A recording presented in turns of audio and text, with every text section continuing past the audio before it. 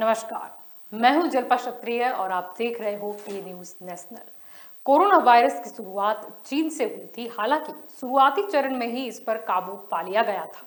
अब वायरस ने एक बार फिर चीन में दस्तक दी है, जिसके बाद अधिकारियों ने सैकड़ों उड़ानों को रद्द कर दिया है और स्कूलों को बंद कर दिया गया है और व्यापक रूप से टेस्टिंग भी शुरू कर दी गई है। कहा जा रहा है कि कोरोना के एक बार फिर फैलने के पीछे पर्यटकों का एक समूह जिम्मेदार है। एक और जहां दूसरे देश अपने प्रतिबंधों में ढील दे रहे हैं, वहीं चीन में अभी भी सीमा प्रतिबंध और चिन्हित जगहों पर लॉकडाउन के जैसे नियम लागू है। लगातार पांचवें दिन चीन में कोरोना के मामले दर्ज किए गए, जो आधिकारिक देश में उत्तरी और उत्तर पश्चिमी हिस्सों में सामने आए हैं। अधिकारियों ने स्थिति पर काबू पाने के लिए नियमों को और सख्त कर दिया है।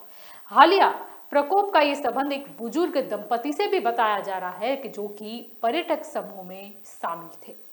अब देखना ये होगा कि चलो एक बार फिर जब कोरोना ने दस्तक चीन में दी है तो इसकी क्या असर होगी, और संभलना ये भी जरूरी है भारत को, क्योंकि पहले भी हमने देखा था कि कोरोना में ही शुरुआत हुई थी कोरोना वायरस की, और उसके बाद जो पूरी तरह विश्व ने कोरोना महामारी झेली।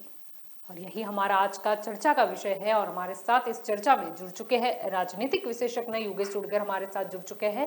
भाजपा की ओर से सावन पंड्या हमारे साथ जुड़े हैं और राजनीतिक विशेषज्ञ भरत राजगोर भी हमारे साथ जुड़ चुके हैं। आप सभी का स्वागत है के न्यूज में।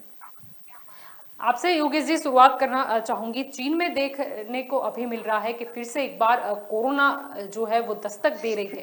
चीन के उत्तर और उत्तर पश्चिमी शहरों में संक्रमण तेजी से फैल रहा है और स्थानीय जो प्रशासन की बात करें, जो इस प्रकोप के लिए यात्रियों को जिम्मेदार ठहरा रहे हैं। क्या लगता है, जब चीन में एक बार फिर कोरोना के ये मामले दर्ज हो रहे हैं, भारत को कितनी सतर्कता रखनी होगी? जी। चीन का पहले से व्यवहार ऐसा रहा है कि उनकी कितनी बातें हम इसके पर विश्वास कर सकते हैं। जब वुहान से शुरू हुआ पहला दौर, फर्स्ट वेव, तब भी उन्होंने बोला नहीं, ये हमारे यहाँ से नहीं आया। बाद में सबको मालूम पर वुहान से हुआ है, या तो उन्होंने लेबोरेटरी में तैयार किया, क्या किया मालूम नहीं। अभी आज तक वो रहस्य ही रहा है। लेकिन कोरोना पूरे विश्व में शुरू हुआ चाइना से, और चाइना के हिसाब से पूरे विश्व को ये महामारी में फंसना पड़ा और सबको हैरान होना पड़ा है। वो एक सत्य बाबत है। और आज सब पूरे विश्व में अभी कोरोना के पर कुछ न कुछ कंट्रोल कर दिया गया है, वैक्सीनेशन से, या तो लॉकडाउन से, या तो कोई और तरीकों से। तो पूरा विश्व अभी कुछ इसमें लगता है कि भी चलो अभी कोरोना गया, ये महामारी में से हम बच गए। लेकिन अभी जो समाचार आ रहे हैं चाइना से कि उसके उत्तर पूर्व में जेहा नाम का जो सिटी है, वहां बड़े पैमाने पर केस पकड़े गए हैं। और इसका वैसे तो उनकी बातें बाहर नहीं आती, लेकिन अभी ऐसा लगा कि कितने जगह पर उन्होंने लॉकडाउन कर दिया है, स्कूलें बंद कर दी है, एयरपोर्ट बंद कर दिया है। ये सब कंट्रोल अभी करना शुरू कर दिया है और लोगों को पूरे घर में ही रहने का आदेश दिया गया है। ये सब बातें बताता है कि वहां कोरोना का सेकंड वेव बोलो, थर्ड वेव बोलो, जो भी बोलो, लेकिन अभी बड़े जोरों शोर से कोरोना महामारी चल रही है। और बाकी के देशों में भी ये फैल ना जाए, उसकी तकेदारी सभी देशों को रखनी पड़ेगी। खास करके हमारे भारत में जब हमने 100 करोड़ वैक्सीन करके एक रिकॉर्ड किया है, और कोरोना के सामने जो हमारा जुम्बेश था वो इतना मजबूत बनाया है कि अभी हम लोग समझते कि हम सुरक्षित है। अभी कोरोना भारत में आने की कम शक्यता है, उसके केस भी अभी कम हो रहे हैं। तो भारत को अभी सतर्क रहना होगा कि अभी ये त्योहारों के उसमें लोग इकट्ठा ना होए, उसके एसओपी का पूरा पालन करें। वो अगर हम नहीं करेंगे तो चाइना से यहाँ आने में कोई देर नहीं लगेगी। तो हमें पूरा सतर्क रहना पड़ेगा। जी जी बिल्कुल। सावन जी, आपकी ओर आना चाहूंगी। हम देखें तो पड़ोसी देश चीन में कोरोना वायरस ने एक बार फिर दस्तक दी है, फिर से पैर जमाना शुरू कर दिया है।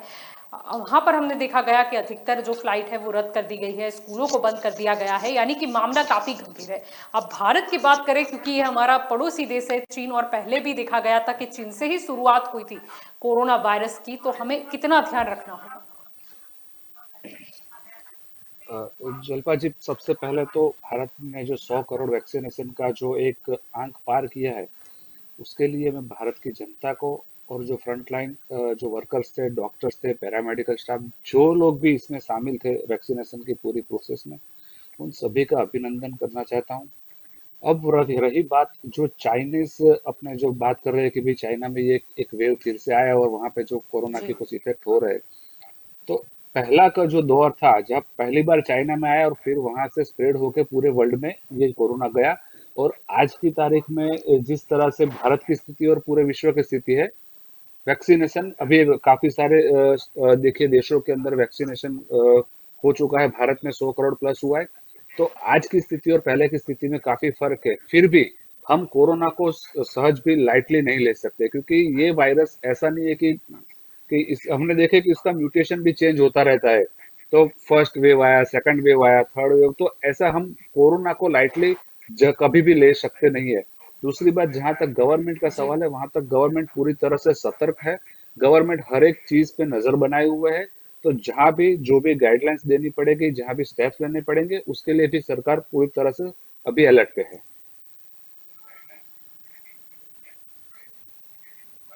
जी। भरत जी, आपकी ओर आना चाहूंगी। हम आज जब बात कर रहे हैं कि चीन में फिर एक बार कोरोना ने दस्तक दी है, और कोरोना वायरस की शुरुआत चीन से हुई थी, यानी खास तौर पर सावधानी हमें ये भी रखनी है, क्योंकि हमेशा देखा गया है कि जब भी कोई नया वेरिएंट आता है, तब कहीं ना कहीं अगर हम मेडिकल क्षेत्र की बात करें तो कोई दवाइयाँ उपलब्ध नहीं होती, या तो फिर उपलब्ध भी होती है तो उनकी कोई गारंटी नहीं होती। कुछ हम साइड इफेक्ट भी देखते हैं, यानी संभल के रहने की जरूरत अभी भी है।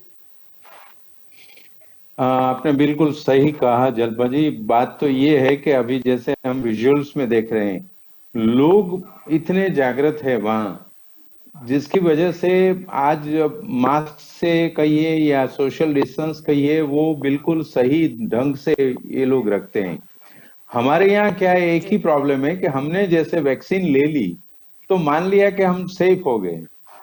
सही में डॉक्टर तक वो कहते हैं कि भाई आपने वैक्सीन ली, इसका मतलब है आपको कोरोना नहीं होगा, ऐसा नहीं है। कोरोना होगा तो भी इतना घातक नहीं होगा, वही बात है। कोरोना तो हो गई, तो जी अगर कोरोना नहीं नहीं हमें लगने देना है, तो हमें सबसे पहले एक ही बात है कि सोशल डिस्टेंस और मास्क जितने एसओपी हैं, मैं तो गवर्नमेंट को इस हिसाब से अभिनंदन देना चाहता हूं, चाहे स्टेट गवर्नमेंट है या जी सेंट्रल गवर्नमेंट है।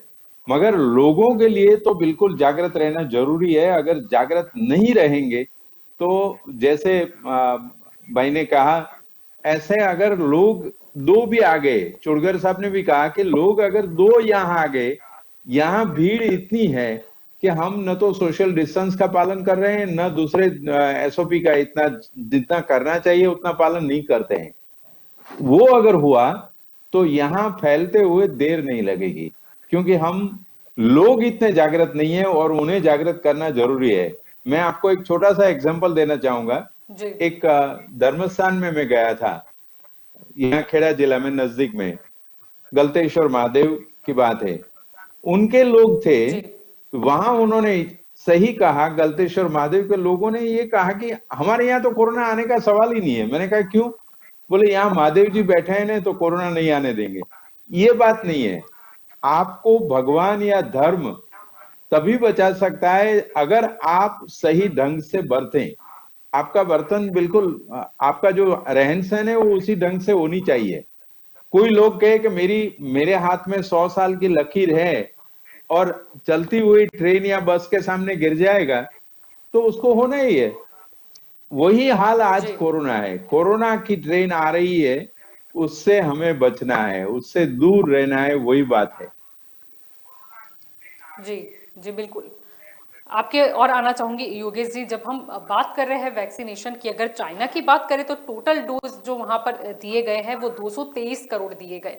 अब हम देख रहे हैं कि चीन में दोबारा कोरोना जो है वो अपना आतंक फैला रहा है। अगर ब्रिटेन की बात करें तो वहां पर भी देखा गया था कि हर दिन 40,000 से ज्यादा केस आ रहे थे। अगर हम बात करते हैं अमेरिका और रूस की, वहां पर भी कोरोना बिल्कुल। काफी भारी मात्रा में फैल रहा है। अगर वैक्सीनेशन की बात करें तो ब्रिटेन में कुछ करीबन 17%, अमेरिका की बात करें तो करीब 60%, और रूस की बात करें तो 35% वैक्सीनेशन दिया गया है। यानी कि वो जो आबादी है, उनकी जनता है, उनको दोनों डोज वैक्सीन के लग चुके हैं। लेकिन देखा गया कि कोरोना की गंभीरता को देखते हुए कहीं ना कहीं हम बूस्टर डोज की भी मतलब प्लानिंग हो रही है वहां पर। देखिए, हमारे भारत सरकार ने कोरोना के काल में कुछ न कुछ डिफिकल्टीज देखी। उसके हिसाब से वो लोग अभी तैयार हो गए हैं कि अगर कोई थर्ड वेव आता है तो हम लोग क्या कर सकते हैं। हम तो आत्मनिर्भर है वैक्सीन के बारे में। हमारी खुद की बनाई हुई वैक्सीन सबको दे दी गई है। अभी सेकंड डोज बाकी है कई लोगों का, वो भी चल रहा है। लेकिन अगर मान लीजिए कि वैक्सीन लेने के बाद भी अगर कोरोना आया तो हॉस्पिटल इतनी तैयार कर दी गई है।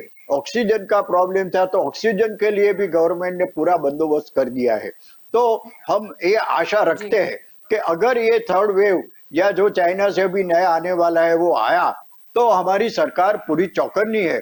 और हेल्थ के बारे में, मेडिकल के बारे में सरकार ने इतनी सगवड़ की है। हमारे गुजरात में तो बताया गया है कि अभी कुछ भी होवे, हमारे पास कोई बेड की कमी होगी, ऑक्सीजन की कमी नहीं होगी। और पूरा ये इस अभी ये कोरोना के फर्स्ट और सेकंड वेव में हमने जो सहन किया है उसमें से कुछ लेसन सीखा है और जी जो व्यवस्था है उसमें सुधार किया है। तो हमें आशा है कि थर्ड वेव आए तब भी हमको इतना हैरान नहीं होना पड़ेगा जितना हम फर्स्ट या सेकंड वेव में हुए थे। जी। सावन जी, आपकी ओर आना चाहूंगी। क्या कहना चाहोगे यहाँ पर? चीन में तो अभी जो रीजन बताया गया कोरोना संक्रमण का, वो ये बताया गया कि जो यात्रियों थे, यानी कि पर्यटन मतलब जो ग्रुप थे वहां पर ये जो कोरोना है उससे संक्रमित हुए थे, और उसके बाद चीन में धीरे धीरे ये वायरस फिर से एक बार फैलने लगा। यानी कि अभी हम देखें, अगर भारत देश की बात करें, सबसे बड़ा त्योहार आ रहा है हमारा दीपावली का त्योहार। यानी हमें भी इतना ही सचेत रहना होगा। अगर हम पर्यटन स्थल की बात करें तो कैसे भी करके वहां पर भीड़ इकट्ठी ना हो, उसका ध्यान सरकार को, तंत्र को, दोनों को रखना होगा। हाँ, देखिए, सरकार की जहाँ तक बात है, सरकार हर एक चीज पे अभी नजर बनाए हुए है। सरकार उनकी जो गाइडलाइंस है वो भी, नियम जो है उसको भी टाइम एंड अगेन उसको जी चेंज करना होता है तो वो चेंज करती रहती है। उसके जो नॉर्म्स बनाए हैं उसको भी वो स्ट्रिक्ट बना रही है। सरकार अपनी तरह से कोरोना का प्रिवेंटिव जो स्टेप्स है कि भाई कोरोना को किस तरह से रोका जाए, as a responsible government government वो हर एक चीज पे नजर बनाए हुए है और हर एक चीज पे एक्शन मोड में है। दूसरी जगह हम देखें कि as a citizen, as we all are, तो एज अ सिटीजन हमें भी उतना ही चौकन्ना रहना है। कोरोना किसी को एक्स जी को होगा, वाई को नहीं होगा, ऐसी चीज नहीं है। तो एज अ रिस्पॉन्सिबल सिटीजन हमें कोरोना से खुद ही हमारी सेल्फ को दूर रखना है। सोशल डिस्टेंसिंग का पालन करना है, मास्क जो है तो मास्क यूज करना है, भीड़ जितनी कम हो सके वहां पे भीड़ इतनी कम होनी है। तो कोरोना से दूर रहने का ये एक उपाय है। और अगर कहीं पे भी ऐसा अगर आता है कोई स्टेप्स कि भाई कोरोना कहीं ऐसा आ रहा है कि भाई अगर दहशत है कि भाई कोरोना फैल रहा है, तो गवर्नमेंट आज पूरी तरह से मेडिकली, जैसे कि विश्लेषक जी ने बताया, कि गवर्नमेंट आज फुल्ली प्रिपेयर्ड है। कोई भी परिस्थिति आती है उसके सामने लड़ने के लिए गवर्नमेंट आज तैयार है। लेकिन फिर भी हमें एज ए सिटीजन हमें उससे दूर रहना है। वो थोड़ा ख्याल हमें एज ए रिस्पॉन्सिबल सिटीजन खुद ही ध्यान रखना होगा। जी जी बिल्कुल। भरत जी, आपकी ओर लौटना चाहूंगी। यहाँ पर हम बात कर रहे हैं कि चीन में जिस तरह, और दूसरे देशों की अगर हम बात कर रहे हैं, अमेरिका है, रूस है, ब्रिटेन है, वहां पर भी कोरोना के जो केस है वो काफी गंभीर है। अब वेरिएंट, जैसे कि कोरोना वायरस है उसके वेरिएंट तो बदलते रहते हैं, और पहले भी ये कहा जा रहा था कि जब वैक्सीन हम ले लेते हैं तब हमें कहीं ना कहीं हमारी जो शक्ति होती है, मतलब फाइट बैक करने की कोरोना वायरस के सामने, वो बढ़ती है। नहीं कि जरूरी नहीं है कि कोरोना हमें नहीं लगेगा। लेकिन कुछ लोग हैं जो ये मान बैठते हैं कि कोरोना की हमने अगर रसी ले ली है तो हम बच जाएंगे, यानी कि मास्क नहीं पहनना है, सोशल डिस्टेंसिंग का पालन नहीं करना। और कई कई जगह हम ये भी देख रहे हैं कि कुछ छूटछाट तो मतलब सरकार और तंत्र दे रही है, लेकिन फिर भी वो स्ट्रिक्टनेस रखनी जरूरी है कहीं ना कहीं। बिल्कुल बिल्कुल, आप जो कह रहे हैं जलपवन, मैं एक बात और आपको कहूं कि हमारी इम्यूनिटी, ये बात बिल्कुल सही है कि हमारी इम्यूनिटी के हिसाब से हर 10 लाख पे अमेरिका में 2260 लोग मौत हुई है, ब्राजील में 2819 हुई है, यूके में 2036 है, और भारत में हर 10 लाख पे 324 मौतें हुई है। इसके लिए चाहे हम सरकार को श्रेय दें, लोगों को या डॉक्टरों को श्रेय दें, हमारी दवाओं को श्रेय दें, जो भी कहें, मगर हमारी तरफ से एक बात सही है कि गवर्नमेंट ने बिल्कुल सही कदम लिया है। इसके बारे में हमें इनको प्रेज करना ही पड़ेगा, उनका अभिनंदन करना ही पड़ेगा। बात ये है, जैसे चुटगर साहब ने कहा कि लोग तैयार नहीं है, लोग जो तैयारी करनी पड़ेगी वो लोग तैयार नहीं है। मैं एक एग्जांपल दूसरा देना चाहता हूं कि जैसे जी पहले अहमदाबाद पुलिस ने एक बोर्ड लगाया था, ट्रैफिक के नियमों का पालन करें और दंड से बचें। फिर हमने ट्रैफिक के एक जी एसीपी से बात की कि ये दंड से बचने के लिए ट्रैफिक का पालन नहीं करना है, ट्रैफिक के नियमों का पालन इसलिए करना है कि हमें मरना नहीं है, हमें दुखी नहीं होना है। जी उसी बात जो है वो कोरोना में दिखाई देती है। आप देखिएगा, आपने भी शायद नोट किया होगा कि जो लोग रोड पे जा रहे हैं, जब जैसे ही पुलिस दिखेगी वो मुंह पे मास्क लगा देंगे, तब तक नीचे मास्क लटकता होगा। ये जी हालत है हमारे। ये इसके लिए शायद हमें बाकी मीडिया ने भी और गवर्नमेंट ने भी लोगों को शिक्षित करना जरूरी पड़ेगा कि भाई आप सिर्फ दंड से बचने के लिए नहीं। एक बात हमारे एक्स चीफ मिनिस्टर साहब ने कहा था, रूपाणी साहब ने, कि हमें दंड की कमाई करने के लिए एक नई नियम बनाए आपको कोरोना से बचाने के लिए। तो आप मास्क का सही ढंग से इस्तेमाल करें, ठीक से दूरी रखें। अब आप देखिए, आज के कोई भी न्यूज़पेपर खोल लीजिए, इतनी जी सारी टूरिस्ट कंपनियों, ट्रैवल्स कंपनियों के ऐड हैं, वो सारे ले जाएंगे। अब आप 2x2 लग्जरी में जाएंगे, ट्रेन में तो जाने वाला है ही नहीं है, कितना दूरी कितनी रख सकते हैं? आपके बगल में जी बैठा है 2 फुट दूरी पर, वो अगर छींकता है, खांसता है, आपको कुछ ना कुछ होने ही वाला है। एक डॉक्टर साहब ने दूसरा भी दिखा है, शायद योगेश चुटकर साहब ने भी पढ़ा होगा आज का। डॉक्टर ने कहा था कि कोई भी व्यक्ति बीमार है तो उसकी खबर पूछने मत जाइए, आपको कुछ नहीं होगा, वो मर जाएगा, उसको जल्दी जी इन्फेक्शन लग सकता है। यही हालात हमारे हैं।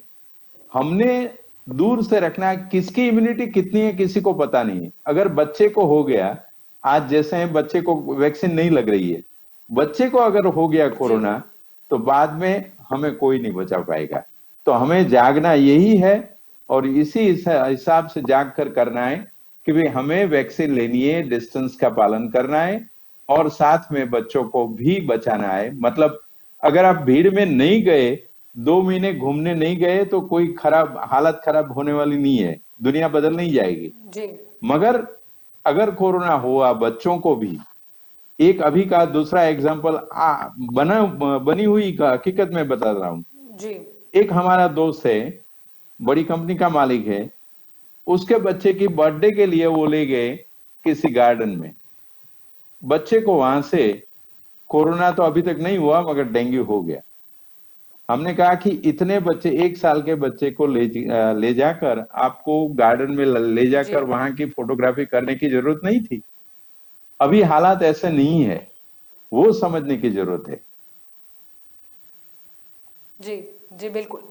योगेश जी, आपकी ओर लौटना चाहूंगी। आज हम जब कोरोना संक्रमण की बात कर रहे हैं और भारत को जो सचेतता रखनी है वो भी जरूरी है, लेकिन साथ में अगर हम देखें, अगर जैसे हम बात करते हैं वैक्सीनेशन की, पहले शायद हमने देखा गया था कि वैक्सीनेशन को भी एक पॉलिटिकल मुद्दा बना दिया गया था, कई तरह के स्टेटमेंट भी आए थे और कई विरोधी पक्ष द्वारा भी कुछ ऐसे निवेदन दिए गए थे कि जिससे जो उन्हें फॉलो करते हैं वो लोग कहीं ना कहीं वैक्सीन पर लेकर शंका में थे, जिसकी वजह से भी वैक्सीनेशन में थोड़ी देरी देखी गई। नहीं, आपने जो उल्लेख किया वो सही बात है। ये वैक्सीनेशन प्रोग्राम वो एक हेल्थ प्रोग्राम था, वो कोई मार्केटिंग प्रोग्राम फॉर इलेक्शन नहीं था। ये समझने में हमारे पॉलिटिकल लीडर्स कुछ कम रहे। जैसे राहुल जी, मैं नाम से बताऊंगा, राहुल जी ने बोला था ये कैसे कर रहे हो, ये कैसे कर रहे हो, आप दूसरे देशों को दे रहे हो। बाद में वो यूपी के जो एसपी के लीडर है उन्होंने बताया कि ये तो भाजपा का वैक्सीन है, मैं नहीं लूंगा। ये क्या बचपना है, ये कोई मोदी के घर का या भारतीय जनता पार्टी के कलम से नहीं आया है, ये पूरा मेडिकल बात है। तो ये जो बचपना हमारे पॉलिटिकल लीडर कर रहे हैं वो ठीक नहीं है, और उसके कारण कई लोगों ने सोचा कि भी हम नहीं लेंगे। मैं धर्म की बात नहीं करूंगा, लेकिन मैं यूएस की बात करता हूं, वहां भी अभी वैक्सीन लेने के लिए लोग तैयार नहीं होते। मास्क की तो बात, मास्क के लिए वो बोलते हमारी स्वतंत्रता है, हम लोग ले या मास्क लगाए या ना लगाए वो हमारा सवाल है। ये इस तरह की जो सिस्टम है वो एक डेंजरस इसलिए है कि अगर आपको हुआ या नहीं हुआ दूसरे को होगा। तो ये जो संक्रमण हो रहा है इसका कारण ये भी है। फिर भी हमें हमारे देश पर एक गौरव होना चाहिए कि हमने हमारे देश के लिए पूरी वैक्सीन बनाई हमारे यहाँ, और दूसरे देशों को भी मदद की, और आज 100 करोड़ का रिकॉर्ड करके हमने दूसरे देशों से भी अभिनंदन पाए। जैसे सावंत जी ने अभिनंदन दिया, ऐसे ऑस्ट्रेलिया से आया, यूएस से आया, कई देशों से आया कि इतना बड़ा देश, आर्थिक रीत से कुछ हम लोग वीक है, फिर भी सबको मुफ्त में गवर्नमेंट ने वैक्सीन दिया, और अभी दूसरा डोज देने की भी तैयारी है, और बूस्टर डोज का भी अभी परीक्षण हो रहा है। तो ये हमारी गवर्नमेंट दूसरे क्षेत्र में कुछ किया नहीं किया वो हम लोग टीका करें, लेकिन ये वैक्सीनेशन के बारे में गवर्नमेंट ने बहुत अच्छा काम किया है, और मैं पूरी गवर्नमेंट को और हमारे देश के नागरिकों को मैं अभिनंदन देता हूं कि आपने कोरोना के सामने एक युद्ध छेड़ा था, और ये युद्ध में आपने पहला स्टेप तो सर कर दिया है। जी जी बिल्कुल। सावंत जी, आपकी ओर आना चाहूंगी। जब कोरोना का खतरे की अगर हम बात करते हैं, कुछ समय पहले, अगर 2-3 महीने पहले की बात कर ले, तो एक रिपोर्ट सामने आई थी कि अक्टूबर में तीसरी जो लहर है वो आ सकती है, वो अपने पीक पर भी होगी। लेकिन ये तो ठीक है कि मतलब लोगों की अगर हम संयमता समझे या फिर सरकार और तंत्र की हम कार्यशैली गिने, तीसरी लहर अभी तक नहीं आई है, लेकिन फिर भी सतर्कता जरूरी है। और उस समय ये भी कहा गया था कि सबसे ज्यादा बच्चे जो है वो इसका शिकार हो सकते हैं। यानी अभी परीक्षण तो चल ही रहा है, आखिरी दौर में भी है, लेकिन जल्द से जल्द बच्चों के लिए भी अगर वैक्सीन आ जाए तो ज्यादा सुरक्षित हम फील करेंगे। जी जलपा जी, सरकार का सबसे पहले से आप देखें तो अभिगम यही था कि 100% वैक्सीनेशन जितना जल्द खत्म हो सके पूरे देश में वैक्सीनेशन कर देना है। वैक्सीनेशन के साथ सरकार का दूसरा अभिगम ये भी रहा था कि जहाँ पे हेल्थ क्राइसिस जैसे सिचुएशन हो रही थी, क्योंकि कोरोना ऐसी चीज थी कि सदी में किसी ने ना देखी थी, ना सोची थी, ना सुनी थी, तो उसके सामने भी सरकार लड़ रही थी। वो समय पे भी हमने देखा कि थोड़े राजकीय मुद्दे ऐसे आ रहे थे कि भाई, या अफवाह ऐसी हो रही थी कि वैक्सीन नहीं लेना है, ये नहीं होना है, वो सब पे हमें ध्यान नहीं देना था। सरकार का सबसे पहला काम था 100% वैक्सीनेशन। आज भी ऐसा है कि 100 करोड़ प्लस हम क्रॉस कर चुके हैं। अभी जो रिमेनिंग सेकंड डोज की बात चल रही है, तो उसको भी जल्द से जल्द सरकार उस पे भी कटिबद्ध है कि सबसे ज्यादा वैक्सीनेशन सबसे कम समय में हो जाए, वो हमारी प्राथमिकता रहेगी। जहां तक बात बच्चों की है, तो जो फेजेस अभी क्लियर हो रहे हैं, जैसे ही मेडिकली, क्योंकि ये चीज भी प्रॉपरली मेडिकल होना चाहिए, तो मेडिकली जैसे ही अप्रूवल आते हैं, साइंटिफिकली उसको अप्रूवल मिलते हैं as per the rules and regulations, तो सरकार वहां पे भी अभी सरकार कटिबद्ध है कि जैसे ही वैक्सीनेशन बच्चों के लिए भी आता है अप्रूवल, तो वहां पे बच्चों के लिए भी जल्द से जल्द वो स्टार्ट करवा देगी। कुल मिला के सरकार ने कोरोना के सामने लड़ाई में कहीं भी पीछे कदम नहीं हटाया है।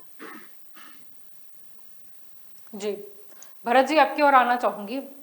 यहाँ पे जब हम कोरोना वेरिएंट की बात करते हैं, अगर पहली लहर की बात करें तो कभी कोरोना जब नया नया आया था तब उस समय ये देखा नहीं गया था कि किसी की ऑक्सीजन में कमी आ रही है या और कोई जो समस्या दूसरी लहर में देखी गई।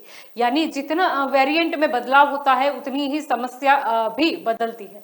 तो इसके लिए जो रेगुलर स्टडी है, रिसर्च है, वो भी उतना ही मायने रखता है, क्योंकि अगर दूसरी लहर के से पहले हमने देखा था कि 2-3 महीने पहले ही भारत को चेतावनी मिल चुकी थी कि दूसरी देश में ये जो वेरिएंट आया है वैसा भारत को भी खतरा है। अगर उस समय भी हमने थोड़ी स्टडी या रिसर्च की होती, रिपोर्ट बनाया होता, तो शायद हम बहुत ही जल्दी ऑक्सीजन प्लांट की व्यवस्था या फिर ऑक्सीजन के लिए कुछ कदम उठा सकते थे।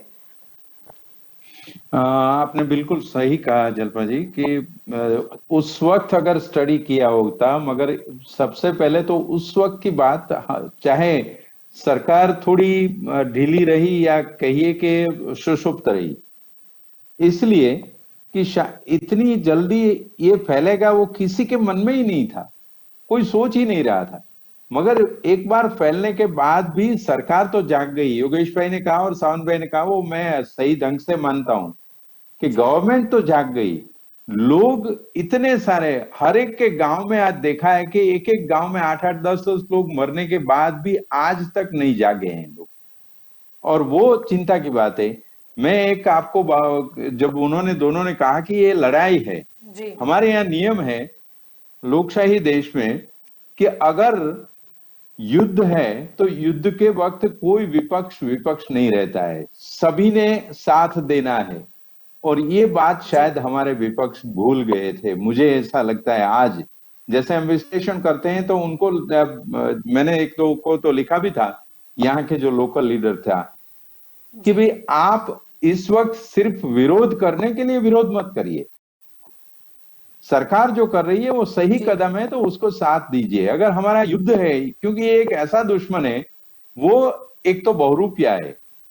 हमारे हर्षल पुष्करणा जी ने बहुत अच्छा आर्टिकल लिखा था कि आप अगर युद्ध कर रहे हैं और ये बहुरूपिया ऐसा है कि कब अपना रूप बदलेगा किसी को पता नहीं है, तो लोगों को ये जानने की जरूरत है कि ऐसे जब अगर वो दूसरा कोई वेरिएंट आएगा वो पकड़ा ही नहीं जाएगा तो क्या करोगे।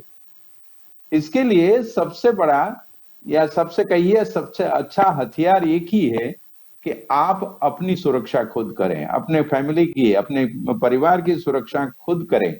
सरकार चाहे कितने भी कदम लेगे, योगेश भाई ने सही कहा कि सरकार ने सारी सुविधाएं की है, सावन भाई, मगर ये नौबत आने ही क्यों दे, क्योंकि एक बार आ गया कोरोना, एक बार फैल गया, जितनी भी सुविधा हमने की है, ऑक्सीजन की सुविधा की है, दवाई की है, डॉक्टरों की है, मगर दूसरी वेव के बाद वक्त तो हमने देखा था डॉक्टर तक थक गए थे, रात दिन उनको काम करना पड़ा था। चाहे गवर्नमेंट एक पैसा न ले, मैं कहता हूं उपचार के लिए पैसा न ले, दवाई का पैसा न ले, मगर दुखी तो सबको होना है ना। तो दुखी नहीं होना है तो लोगों को जागना होगा। मैं आज आपके माध्यम से, आपके चैनल के माध्यम से यही कहना चाहता हूं कि आप सब लोग जागिए। सरकार चाहे कितनी भी सुविधा कर दे, कोर्ट आदेश दे या न दे, मगर आप खुद इतना तैयार रहिए कि मुझे कोरोना न हो, मेरे परिवार को कोरोना न हो। जी जी बिल्कुल। योगेश जी, आपकी ओर आना चाहूंगी। अगर हम बात करते हैं मेडिकल इक्विपमेंट की, उसकी ये तो सरकार व्यवस्था कर लेगी, लेकिन साथ ही ये भी जरूरी है कि हम सही मात्रा में मेडिकल स्टाफ को भी स्टैंड बाय रखें, क्योंकि पहले चेतावनी मिली थी हमें अक्टूबर की, चलो अक्टूबर में तीसरी लहर नहीं आई, लेकिन जिस हिसाब से हम दूसरे देशों में देख रहे हैं समस्या और कोरोना का संक्रमण फैलता हुआ देख रहे हैं, यहाँ पर भी स्टैंड बाय मेडिकल स्टाफ को रखना होगा। देखिए, हम लोगों ने ये कोरोना के 1.5-2 साल में ये तो पूरा हमने सीखा है कि अगर फिर से थर्ड वेव आता है तो क्या करना। हॉस्पिटल, साधन सामग्री सब तैयार है और मेडिकल स्टाफ भी उतना ट्रेन हो गया है।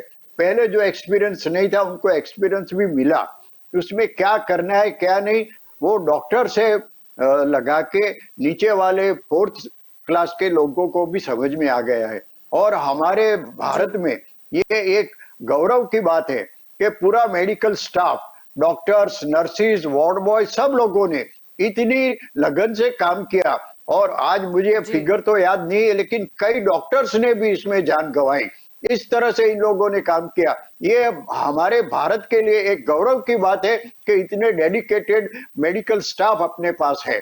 कुछ अगवड़े थी में भी उन्होंने कोई रास्ता निकाल के लोगों की सेवा की है। और जैसे आपने परसेंटेज बताया, तो हमारे देश में कुछ कम परसेंटेज लोग का डेथ हुआ है। ये भी एक नोट करने की जी एक बात है। जी जी बिल्कुल। आपकी ओर आना चाहूंगी सावंत जी, जब हम कोरोना की बात कर रहे हैं तो ये भी बहुत जरूरी है कि हम कई जगह है वहां पर सरप्राइज चेकिंग भी रखें। जैसे हम स्कूल की बात करते हैं, माना के बच्चे के स्वभाव कुछ जिद्दी होता है, लेकिन फिर भी एक स्कूल की भी रिस्पॉन्सिबिलिटी होती है कि ध्यान रखे कि बच्चे इससे संक्रमित ना हो, बच्चे दूरी बनाए रखें और मास्क अवश्य पहने। यानी अगर सरकार और तंत्र कुछ जगह पर अगर सरप्राइज चेकिंग भी रखता है तो शायद लोगों को एक भय रहेगा, एक डर रहेगा, तो जिसकी वजह से ये कोरोना जो गाइडलाइन है उसको लोग फॉलो करें। जी निश्चित। जलपा जी, मैं ये समझता हूँ कि कोरोना से लड़ाई, वो कोरोना का भय भय तो हो, क्योंकि ये चीज ही ऐसी है कि हर एक कोई ऐसा इंसान नहीं है जिसको कोरोना का भय ना हो। लेकिन भय कोरोना से लड़ने में भय से ज्यादा हमें समझदारी से काम लेना चाहिए। कोरोना की लड़ाई जो है, जैसे आप बोल रहे हैं कि सरप्राइज चेकिंग सरकार, स्कूल्स, इंस्टीट्यूशंस, जो संस्थाएं है, जहां भी करना पड़े वो करेंगे। सरकार अपने तरफ से जो भी स्टेप्स लेना है वो सरकार लेती है और लेती रहेगी। सबसे बड़ी बात है हमारी कलेक्टिव रिस्पॉन्सिबिलिटी, हमारी समझदारी। हमें जी कोरोना को अभी ये 1.5-2 साल में हम कोरोना को समझ चुके हैं। कोरोना ऐसी चीज है, आज अमेरिका जैसा देश जितना जानता है भारत वही जानता है। ऐसा कुछ नहीं है कि वो जानता है हम नहीं जानते हैं। तो कोरोना को समझदारी से लेना है। कोरोना के सामने समझदारी से कैसे लड़ना है वो हमें ही उसके सामने खड़ा रहना है। तो पूरा पूरा भारत एक होके आगे बढ़ना है। कहीं से भी कहीं पे ढिलाई नहीं करनी है। मास्क अगर पहनना है तो पहनना है, सोशल डिस्टेंसिंग रखना है तो रखना है। सरकार ने जो भी गाइडलाइंस, नियम जो भी बनाए हो उसको फॉलो करना है। और एक दूसरे की सहायता भी करनी है। आज ऐसा अब अभी मैं वो भी बताना चाहता हूँ कि सरकार, जैसे वैक्सीन है तो वो कोई सरकार की वैक्सीन, वो पूरे भारत जी के लिए वैक्सीन एक ही वैक्सीन रहती है, कोई भी कंपनी की हो। तो हमारा पाथ सही है, हमारा वो जो विजन वो सही है, वो विजन पे जा रहे हैं तो अड़चने आएंगी। वो विजन पे जा रहे हो, जो रास्ता हमने चुना है वो कठिन रास्ता है, लेकिन हमें विजय होकर वहां से निकलना है। तो विरोध के नाम पे ना अफवाहें फैलाई जाए, ना खामखा उसका एक हाउ क्रिएट किया जाए कि भाई ये ऐसा हो जाएगा वैसा जी हो जाएगा। हमें उसको समझ से, कलेक्टिव रिस्पॉन्सिबिलिटी से मिलाएं और उसके सामने लड़ाई लड़नी है। जी भरत जी, आपकी ओर आना चाहूंगी। अगर हम बात करते हैं भारत देश की वैक्सीनेशन का, 100 करोड़ का अंक तो हमने हासिल किया है, एक बड़ी उपलब्धि भी है, लेकिन अभी भी कई लोगों में देखा गया कि उनका दूसरा डोज लेने का वक्त आ चुका है, लेकिन कहीं ना कहीं वो नीरस नजर आ रहे हैं। बिल्कुल आप सही कह रहे हैं जलपा जी। सबसे पहले मुझे यही कहना था, सावन भाई ने बात बताई वो सही है। एक तो स्कूल वाले कहिए या क्लासेस वाले कहिए या दुकान वाले कहिए, उनको इतनी लालच हो जाती है कि वो बाद में सारे एसओपी भूल जाते हैं। अब कमाई तो आप करोगे, जियोगे जी तो कमाई करोगे। कमाई नहीं जियोगे, कोई रहेगा ही नहीं, तो कमाई कहां से करोगे, ये सोचना पड़ेगा। और दूसरा, गांव में मैं आपको जी एक छोटा सा एग्जांपल उसके लिए दिखाऊं, जागृति के लिए हमने किया था। डॉक्टर जानी के साथ हम चर्चा कर रहे थे, तब बात कही थी, और डॉक्टर मोनाबेन देसाई भी थी वहां। एक सेमिनार था हमारा पत्रकारों के लिए जी इसमें होटल में। तो उस सेमिनार में हमने बताया था कि एक गांव में लोग सारे कह रहे थे कि ये कोरोना की वैक्सीन लेने के बाद व्यक्ति इंपॉर्टेंट हो जाती है, त्वचा नहीं होता है। हमने सबसे अच्छा तरीका इसलिए निकाला जी कि एक ये दोनों को गांव में साथ में रख के सबको बुला के कहा कि ये दोनों ने वैक्सीन ली थी 6 महीने पहले, और आज उनको बच्चा होने वाला है, अभी उनकी ये सारी विधि होने वाली है। तो ये लोगों को जागृत करने के लिए कुछ ना कुछ करना पड़ेगा। चाहे इम्पोर्टेंसी की बात है, चाहे मर जाने की बात है, या कहे कि हमारी कोई कोई तो वहां तक कहते हैं हमारी माताजी ना बोलती है। अब माताजी मरने के लिए तो नहीं कहेगी ना, उनको ये समझाना जरूरी हो जाता है कि भाई आप वैक्सीन सही ढंग से लो। अगर आपने नहीं ली, जैसे पोलियो में हमने जागृति के वक्त उस वक्त किया था सबके लिए, जी सरकार भी जानती है, सरकार ने ही किए थे ऐसे जागृति के कार्यक्रम, कि भाई पोलियो में एक भी बच्चा बच गया तो उसके वायरस दूसरे दिन उसके स्टूल में निकलेंगे और बाकी 10 बच्चों को इन्फेक्ट कर सकते हैं। वही हाल कोरोना के है। कोरोना अगर एक को हुआ और बाद में उसने ध्यान नहीं रखा, 5 दिन तक उसका टेस्ट नहीं हुआ, तो ये समझाना जरूरी है कि भाई आपका टेस्ट नहीं होगा या आपको कोरोना होगा, बाकी 10 मरेंगे। और उसके लिए मेरे ख्याल से तो मरने के लिए या कोरोना के इन्फेक्शन के लिए उनको कहना जरूरी है आपके परिवार के बच्चों का, क्योंकि बच्चों ने अभी तक वैक्सीन नहीं ली है। आप भी नहीं लोगे, जी आप कहीं से कोरोना लेकर आओगे और अपने बच्चे को हुआ तो क्या करोगे? बचा नहीं पाओगे। और चाहे स्कूल हो, इंडस्ट्री हो या क्लासेस हो, खास करके क्लासेस का मैं इसलिए जिक्र करना चाहता हूं कि क्लासेस में ये हालत अभी से बहुत बिगड़ने लगे हैं। लोग, टीचर्स जो हैं, क्लासेस चलाने वाले हैं, वो बच्चों को बोलते हैं आ जाओ, कुछ नहीं होगा, चिंता मत करो। ये चिंता वाली बात है। चिंता मत करो नहीं, उनको कहिए आप चिंता करो। जी चाहे आपके क्लासेस हमें 3 शिफ्ट में चलाने होंगे तो हम चलाएंगे, मगर आपको कोरोना से बचाएंगे। ये क्लासेस वालों को भी करना जरूरी है। मैं सावन भाई को आपके माध्यम से और सरकार को भी ये कहना चाहता हूं कि आप जागृति इस तरह से लाइए कि भाई कोरोना किसी को नहीं छोड़ेगा, और जिस दिन आएगा तब जी जितनी भी सुविधाएं होगी हम दुखी तो होंगे ही होंगे। जी जी बिल्कुल। सावंत जी, आपकी ओर आना चाहूंगी। जैसे कि यहाँ पर भरत जी भी बात कर रहे थे कि जागरूकता लानी उतनी ही जरूरी होती है और सही इंफॉर्मेशन लोगों तक पहुंचनी भी उतनी जरूरी होती है। जैसे हमने वैक्सीनेशन में शुरुआती दौर में फेस किया था कि लोगों के मन में जो शंका कुशंकाएं थी, जिसकी वजह से वैक्सीनेशन कम चल रहा था। कई बार कुछ वैक्सीन के डोज फेंक भी देने पड़े थे क्योंकि कोई लेने को तैयार नहीं था। लेकिन अब की बात करें तो अभी भी जागरूकता की उतनी ही आवश्यकता है। अगर खास तौर पर हम ग्रामीण इलाकों की बात करें तो अभी भी कई लोग हैं जो भ्रम का शिकार हुए हैं। जी जलपा जी, अभी सरकार का पूरा फोकस वैक्सीनेशन ड्राइव पे लगा हुआ है। सबसे ज्यादा अभी सरकार ग्रामीण क्षेत्रों पे ध्यान दे रही है। ग्रामीण क्षेत्रों के साथ हमारे यहाँ पे कैसे ऐसे अंदरूनी जो क्षेत्र है, जो रिमोट लेवल पे है, जहाँ पे वैक्सीनेशन का उतना वो पहुंचा नहीं है कि भी वैक्सीनेशन से कुछ जैसे कि जागरूकता होनी चाहिए। वैक्सीनेशन हमें लेना ही है, वैक्सीनेशन का कोई विकल्प नहीं है। सरकार वो सब चीजों को ध्यान में रखकर अभी ग्रामीण ग्रामीण क्षेत्रों के ऊपर सरकार का पूरा फोकस लगा हुआ है। शहरी क्षेत्रों में भी अभी देखिए कि 100 करोड़ प्लस तो हम हो चुके हैं।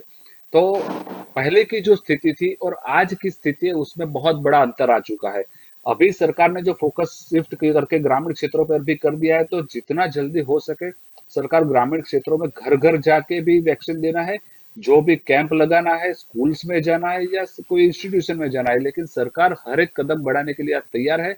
सरकार जहां से भी डेटा कलेक्ट करना कर सकती है वहां से डेटा कलेक्ट करती है, सरकार कर रही है अभी कि कौन से क्षेत्र में कहाँ पे कोई छोटा गांव है, कोई छोटा कस्बा है, वहां पे वैक्सीनेशन की जरूरत है, पूरी टीम वहां पे भेजती है और वहीं उनका वैक्सीनेशन हो रहा है।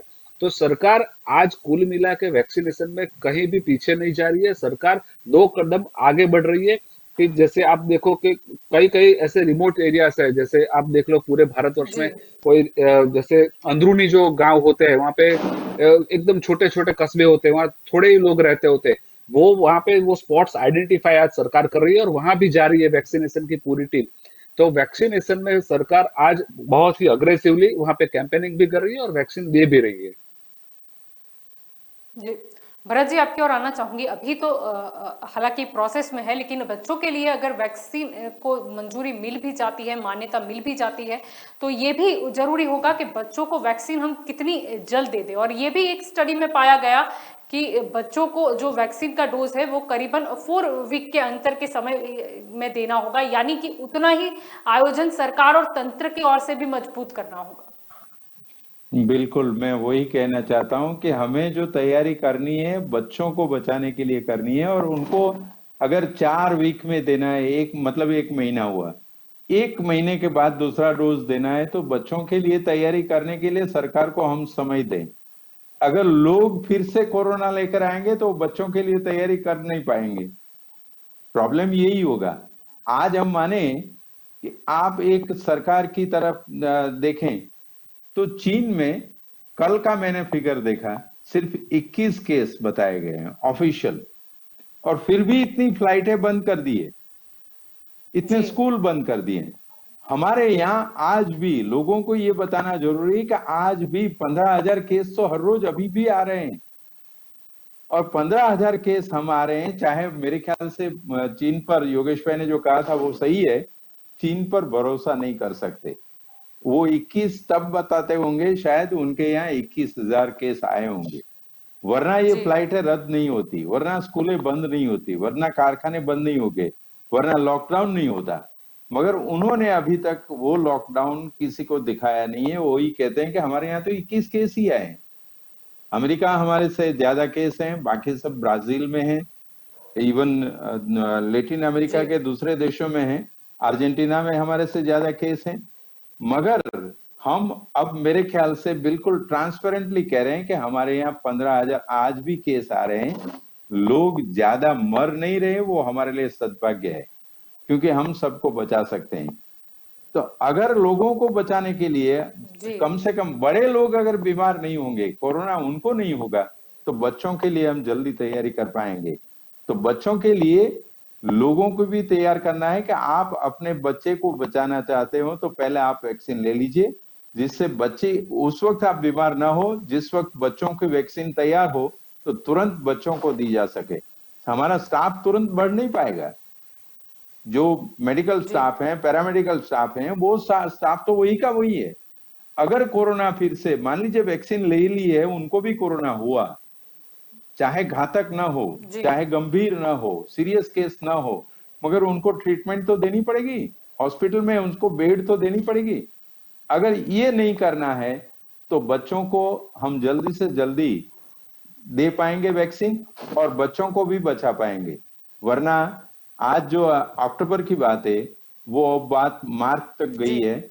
मेरा 2 दिन पहले एक दूसरे भाई साहब से बात हो रही थी, एक्सपर्ट जिसके थे, उन्होंने कहा कि जी शायद मार्च में आ सकती है, जनवरी से मार्च तक में हमारे यहाँ थर्ड वेव आ सकती है।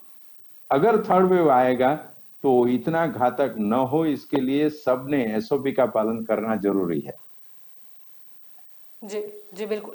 सावन जी आपकी ओर आना चाहूंगी। जब बच्चों के वैक्सीन की बात कर रहे हैं तो वैक्सीनेशन ड्राइव भी हम कर सकते हैं, जैसे कि स्कूल हो या फिर कोई पर्टिकुलर इंस्टीट्यूट है वहाँ पे भी, क्योंकि ये जरूरी रहेगा कि अगर 4 वीक का यानी कि 4 वीक का ही अंतर है तो उतना आयोजन परफेक्ट भी सरकार और तंत्र की ओर से होना जरूरी होगा, क्योंकि अगर हम बच्चों की संख्या देखें वो भी काफी अधिक है अगर हम भारत वर्ष की बात करें पूरे। जलपा जी, जहाँ तक बच्चों की वैक्सीन की बात है, बच्चों की vaccine as and when it is available for all, ऐसा जैसे कि मार्केट में आ जाएगा और सरकार उसको साइंटिफिकली और मेडिकली जो अप्रूव मिल जाएगा, तो सरकार अपने हर एक कदम के लिए आज से प्री प्लान तैयार है। बच्चों का जैसे पीरियडिकल जैसे बताया कि भाई इतने 4 वीक्स या 6 वीक्स जो भी आता है, जो भी नॉर्म्स आते हैं सेटअप होके, government is ready for everything. तो बच्चों की जब भी वैक्सीन आएंगी, इतना देखिए अभी आप 10 महीने के अंदर 100 करोड़ के पार हम कर चुके हैं। तो बच्चों के लिए भी जब भी वैक्सीन आएंगी तो सरकार जहाँ पे आप बोल रहे हैं कि जैसे कैंप लगाने हैं, स्कूल्स में जाना है, इंस्टीट्यूशन में जाना है, घर घर भी जाना है, गवर्नमेंट हर एक कदम के लिए तैयार है। और जैसे ही अप्रूवल्स आते हैं, जैसे मेडिकल उसके जो अप्रूवल्स नेसेसरी है और रेडी टू गिव जैसे आ जाता है परमिशन जहां भी जरूरी है, तो सरकार उसके लिए अभी फुल प्रिपेयर्ड है। जी आपकी ओर आना चाहूंगी। भरत जी, हमने देखा गया कई जगह एग्जाम्पल के सरकार द्वारा कई नियम बनाए गए कि जिससे लोग वैक्सीन लेने के लिए भी प्रेरित हो। जैसे कि अगर हम गुजरात राज्य की बात करें, उसमें अहमदाबाद की अगर हम बात कर ले तो वहां पर देखा गया कि कोरोना के डोज लिए होंगे तो ही उन्हें पब्लिक जो ट्रांसपोर्टेशन है उसमें एंट्री मिलेगी, या फिर पब्लिक जो प्लेस है, जैसे हम वहाँ का फेमस काकरिया लेक की बात कर ले या रिवर फ्रंट की बात कर ले। यानी सरकार और तंत्र अगर इस तरीके से भी अगर कुछ नियम बनाती है तो फिर लोग अपने आप ही प्रेरित होंगे। आप बिल्कुल सही कह रहे हैं। कभी कभी स्वतंत्रता इतनी नहीं हो देनी चाहिए जो स्वच्छंदता बन जाए। हालात अभी यही है। गुजरात में कहें या कहीं भी पूरे देश में, आज अमेरिका की बात जो योगेश भाई ने बताई थी, मेरा बेटा भी वही बात बता रहा था कि भाई वहां ऐसी स्वतंत्रता है कि लोग कहे कि मुझे नहीं लेनी है वैक्सीन, तो वैक्सीन नहीं लेनी है। उस वक्त मेरे ख्याल से हमें जी सिंगापुर का एग्जाम्पल देना चाहिए। सिंगापुर सबसे अच्छा देश तब बना था जब वहां के जो शासक थे उन्होंने इस तरह तैयार किया था कि नहीं, हम आपको मरने नहीं देंगे, क्योंकि लोग अगर मरेंगे देश को नुकसान होगा और देश का नुकसान आप नहीं होने देंगे। इसी तरह रूल्स बनाने पड़ेंगे और रूल्स में हमें स्ट्रिक्ट भी होना पड़ेगा। मेरे ख्याल से आप जो कह रही हैं वो मैं इस तरह से कहना चाहता हूं कि आप चाहे बस में हो या एएमटीएस बस या अहमदाबाद की सिटी बस, बाकी सारे सिटीज पे हैं, एसटी में भी। मैं तो कहता हूं ये सर्टिफिकेट तो हमें तुरंत मिल जाता है, प्रिंट 1 रुपये में मिलती है। आप प्रिंट लेकर साथ में रखिए कि आपने दोनों वैक्सीन ली है, तो ही आपको टूर में जाने का छुट्टी मिलेगी, नहीं तो नहीं मिलेगी। ये सबको कहना जरूरी है। एक दूसरा भी एग्जाम्पल था वो, मगर वो जी एयरलाइन ने दिया था। राजकोट से 2 लोगों को जाना था बंबई, वो लोकल एयरलाइन मतलब हमारी डोमेस्टिक एयरलाइन थी। उन्होंने कहा कि आपने वैक्सीन नहीं ली है, हम आपको नहीं जाने देंगे और टिकट के रिफंड भी नहीं देंगे। ये करना जरूरी है। इतना स्ट्रिक्ट चाहे लोग विरोध करे तो भी उनको कहना चाहिए कि स्वतंत्रता है, स्वच्छंदता नहीं करने देंगे। और ये जी अगर स्ट्रिक्ट होंगे, मैं चाहता हूं कि सरकार इतनी स्ट्रिक्ट बने, दूसरे भी एडमिनिस्ट्रेटर हैं, दूसरी भी कंपनियों के हैं, चाहे कंपनी का मालिक है, कंपनी का मालिक कहेगा अगर तुमने 2 वैक्सीन नहीं ली है, तुम्हें कल से नौकरी पर नहीं आने देंगे, you go and get it. अगर ऐसा नहीं किया जी तो मेरे ख्याल से जो स्वतंत्रता के बहाने या कहिए कि विरोध के बहाने, हेलमेट में तो हमने देखा सरकार ने चला लिया था, वो टोपी जी पहन के बोलते थे मैं हेलमेट नहीं पहनूंगा। कल वैक्सीन में भी ये हो सकता है, वो कहेगा मैं मुझे वैक्सीन नहीं लेनी है। अरे नहीं लेनी है तो घर में रहो, ठीक है। तुम्हें नहीं लेनी है, घर से बाहर निकलने की तुम्हें छुट्टी नहीं दी जाएगी, तुम्हें कोई नौकरी पे नहीं आने दिया जाएगा, कोई ट्रांसपोर्ट पे चलने नहीं दिया जी जाएगा। मैं तो वहां तक कहता हूं कि अपनी खुद की व्हीकल लेकर जा रहा है, चाहे गाड़ी है या 2 व्हीलर है, उसका चेक करना जरूरी है कि आपने 2 वैक्सीन ली है, नहीं ली है, गाड़ी साइड में लो, घर चले जाओ। ये करना जरूरी है। અને तो ही मेरे ख्याल से हम जी कोरोना से बच पाएंगे। हमारे बच्चों के लिए इतना समय मिलेगा सरकार को। नहीं तो सरकार, आप दूसरी वेव के वक्त के जस्ट इमेज जी करिए, इतना जस्ट कल्पना कीजिए कि दूसरी वेव के वक्त अगर बच्चों को भी हो गया होता तो क्या हालत होती। यही जी हालत अगर तीसरे वेव में हो सकती है। वैक्सीन ली है फिर भी उसको कोरोना हुआ और साथ में बच्चों को भी हुआ, तो क्या करेंगे। इसलिए 2 वैक्सीन के डोज लेकर भी एसओपी का पालन करें जिससे कोरोना न होने पाए, और हम जो चाह जी रहे हैं हमारा देश तो ही समृद्ध रह पाएंगे। जी जी बिल्कुल। सावन जी आपकी ओर आना चाहूंगी। भारत देश को सतर्कता तो रखनी है, लेकिन अगर हम देश के अंदर की भी बात करें तो केरला और महाराष्ट्र की बात करें और दूसरे भी कुछ राज्य हैं कि जहां पर कोरोना के केस दूसरे राज्यों के मुकाबले अधिक मात्रा में है, यानी कहीं ना कहीं कड़े नियम वहां पर भी हमें लगाने होंगे। क्योंकि कई बार पहले भी देखा गया था कि कुछ राज्य के लोग हैं, कुछ ना कुछ बिजनेस के उससे या कुछ अगर हम सामाजिक उसकी बात करें तो आया जाही लगी रहती है, जिसकी वजह से भी कोरोना का जो संक्रमण है वो फैलता नजर आता है। और अब तो त्योहार भी आ रहे हैं, तो खास तौर पर ध्यान रखना होगा कि केरला और महाराष्ट्र और कुछ राज्य के जहां पर केस गंभीर है वहां से कहीं वो संक्रमित हुए लोग यहाँ पर आकर, जहां पर जिस राज्य में केस कम है या फिर नहीं है उतना खतरा, वहां पर भी गंभीर समस्या पैदा करते हैं। जी जल्पा जी, प्रैक्टिकली एज ऑफ ना अभी आज की स्थिति देखें तो पूरा देश लगभग अनलॉक हो चुका है। तो ये सिचुएशन में सबसे ज्यादा अगर कोई ट्रैवल कर रहा है कि एक स्टेट से दूसरे स्टेट में जा रहा है, कि जो स्टेट में अभी थोड़े ज्यादा केसेस है तो दूसरे स्टेट में जहाँ जा रहा है वहाँ केसेस कम है, तो या एक स्टेट जहाँ पे है वहां से दूसरे स्टेट में जा रहा है कि जहाँ पे केसेस है।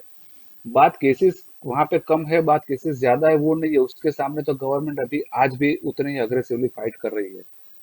बात यह है कि हमें इतना ध्यान रखना है कि अगर हम जा रहे हैं तो पहले या तो हम टेस्ट करवा लें, या जाने अगर हमें कुछ कोई प्रॉब्लम नहीं है तो हम उसका जो गाइडलाइंस जो नॉर्म्स है, जैसे मास्क है, डिस्टेंसिंग है, सैनिटाइजर है, ये सबका पूरा उपयोग करें, उसको फॉलो करें। तभी हम एक स्टेट से दूसरे स्टेट, जैसे जैसे ट्रांसपोर्टेशन की बात है तो या तो इन बिटवीन ट्रांसपोर्टेशन में कहीं फैल ना जाए या किसी कहीं हमें लग ना जाए, अगर हमें नहीं है तो कहीं और से लग ना जाए। तो ये चीज हमें सबसे पहले ध्यान रखनी है एज एन इंडिविजुअल। और जहाँ पे जी केसेस है वहां पे गवर्नमेंट आज भी अग्रेसिवली उसके सामने फाइट कर रही है। वहां भी ट्रीटमेंट की बात हो, वहां पे मेडिकल इक्विपमेंट्स की बात हो, फैसिलिटीज की बात हो, तो गवर्नमेंट आज भी वहां पे कड़े स्टेप्स ले रही है। और कोरोना के सामने लड़ाई जारी रहेगी, ये जंग लंबी है। देखिए जल्पा जी, तो कोरोना कोरोना जी आज से 2 महीने के बाद, 4 महीने के बाद उसका क्या सिचुएशन होगा वो हम ऐसे अनुमान लगा सकते हैं थोड़ा बहुत, लेकिन उसका क्या रिजल्ट आने वाला है, कुछ आने वाला है, नहीं आने वाला, वो 100% कोई नहीं बोल सकता है। तो आज हमें जो जी हमने देखा है अपने पिछले समय में, उससे हमें सीख लेनी है और हमें उसके सामने ऐसे ही आगे बढ़ना है, लड़ते रहना है। जी जी बिल्कुल। आप दोनों ही मेरे साथ दंगल देशका में चर्चा में जुड़े, इसलिए आप दोनों का शुक्रिया। Thank you. तो दंगल देशका में आज का हमारा मुद्दा था कि हम देख रहे हैं जिस तरह कि चीन में कोरोना के जो मामले हैं वो काफी गंभीर होते नजर आए, जिसकी वजह से कई फ्लाइट्स उन्होंने रद्द कर दी, स्कूलें बंद कर दी और लोगों को स्पष्ट तौर पर यह भी कहा गया कि अगर जरूरत नहीं है तो आप घर से बाहर न निकले, यानी कि लोग घर में भी कैद नजर आए। और ये जरूरी भी है। अगर हम बात करते हैं चीन की, कि चीन में अगर मामले गंभीर है कोरोना के, तो भारत यानी कि चीन का पड़ोसी देश, जिसकी वजह से हमें भी उतना ही ध्यान रखना होगा। पहले भी देखा गया था कि कुछ नियम में हम छूट छाट देते हैं, या तो फिर अगर किसी और कंट्री से भी यहाँ पर कुछ लोग ट्रैवलिंग करते हैं, चाहे घूमने आ रहे हैं या चाहे भारतीय ही है कोई जो यहाँ पर अपने वतन लौट रहा है, लेकिन अगर ध्यान नहीं रखा गया तो वहाँ का जो वेरिएंट है या फिर वहाँ से जो कोरोना होकर आया है वो यहाँ पर भी फैल जाएगा। चीन की अगर हम बात करते हैं तो चीन जो ज्यादातर हम देखते हैं कि कंट्री में रॉ मटेरियल जो है वो भी पहुंचाता है, तो ध्यान तो उसमें भी हमें रखना होगा, क्योंकि जो बिजनेस व्यापारिक हम रिलेशन की बात कर ले या फिर जिस तरह के पर्यटन अगर क्षेत्र की बात कर ले तो भी पर्यटनों की जो संख्या है वो काफी अधिक रहती है। ध्यान तो हमें ये भी रखना है कि अगर तीसरी वेव आ गई तो हमारे पास तैयारी क्या है, हमारे पास क्या उतने बेड अवेलेबल होंगे। अगर हम बच्चों की बात करें, अगर बच्चों की वैक्सीन को अगर तब तक मंजूरी नहीं मिलती या मंजूरी मिल गई है तो हम कितनी जल्दी उन्हें वैक्सीन अदा कर पाए। ध्यान ये भी रखना है कि कितने मेडिकल स्टाफ को हमें स्टैंड बाय रखना होगा। जरूरी ये भी है कि अगर हम पहले से ही कुछ कड़काई रखें तो ये कोरोना जो वायरस है वो अगर आता भी है कहीं से दूसरा वेरिएंट तो कम लोग इससे संक्रमित हो। हमने देखा गया कि त्योहार आए, पहले हमने देखा कि नवरात्रि भी आई। अगर हम अभी की बात करें तो सबसे बड़ा त्योहार दीपावली का आ रहा है। दीपावली में हम देखते हैं कि अक्सर लोग एक दूसरे से मिलते जुलते हैं। हम ये भी देखते हैं कि कई सारे लोग अलग अलग पर्यटन स्थल पर भी चले जाते हैं, जहां पर हम हर बार देखते हैं कि जब भी छुट्टियां होती है तब लोगों की जो भीड़ है वो पर्यटन स्थल पर इकट्ठा हो जाती है और फिर कहीं ना कहीं उसी से जो कोरोना वायरस है उसको बढ़ावा मिल जाता है।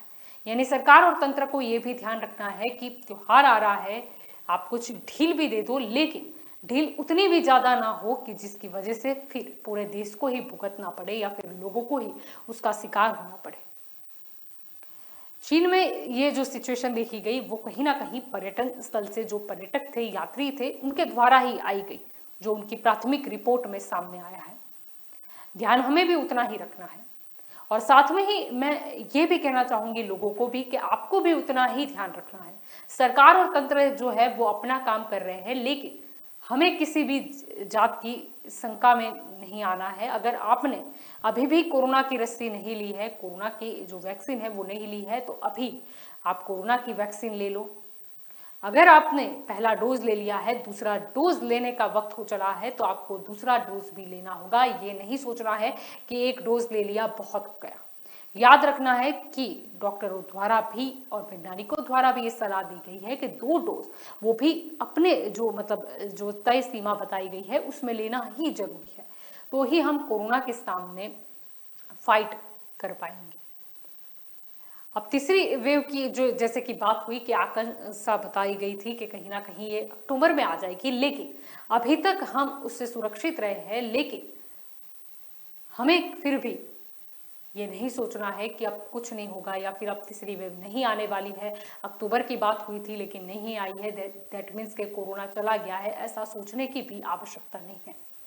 हमें अपना ध्यान भी रखना है, अपने परिवार के लोगों का भी ध्यान रखना है, और कोरोना की जो गाइडलाइन है उसे फॉलो करना उतना ही ज़्यादा जरूरी है।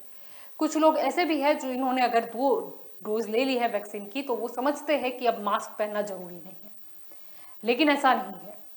कोरोना की गाइडलाइन आपको, अगर आपने दोनों डोज ले ली है, फिर भी फॉलो करनी उतनी ही जरूरी है। अगर हम अभी ध्यान नहीं रखेंगे तो कहीं ना कहीं फिर से वो दूसरी लहर के जैसे दृश्य का सामना हमें करना पड़ेगा। तो जरूरी यही है कि हम यानी कि लोग भी ध्यान रखें, और साथ में ही सरकार और तंत्र को भी उतनी ही ज्यादा मजबूती दिखानी होगी, उतनी ही ज्यादा तैयारी भी करनी होगी कि अगर तीसरी वेव आ गई तो फिर क्या होगी तैयारी। और स्टडी और रिसर्च भी इतना ही जरूरी है कि दूसरे जो राज्य देश है उसमें किस तरीके के वेरिएंट है और उससे लोगों को क्या परेशानी हो रही है। जैसे हमने देखा था कि पहली लहर में ऑक्सीजन की कमी का लोग शिकार नहीं होते थे, जो दूसरी लहर में हुए। यानी जरूरी है कि स्टडी और रिसर्च भी हमारा उतना ही मजबूत हो कि जिसकी वजह से हम प्रिकॉशंस पहले से ही रेडी रख सकें। तो आशा और उम्मीद तो यही करते हैं कि तीसरी वेव ना आए और हमारा जो भारत देश है वो कोरोना को जल्द से जल्द हराए। तो दंगल देश का में अभी बस इतना ही। ज्यादा जानकारी के लिए आप जुड़े रहे के न्यूज के साथ। नमस्कार।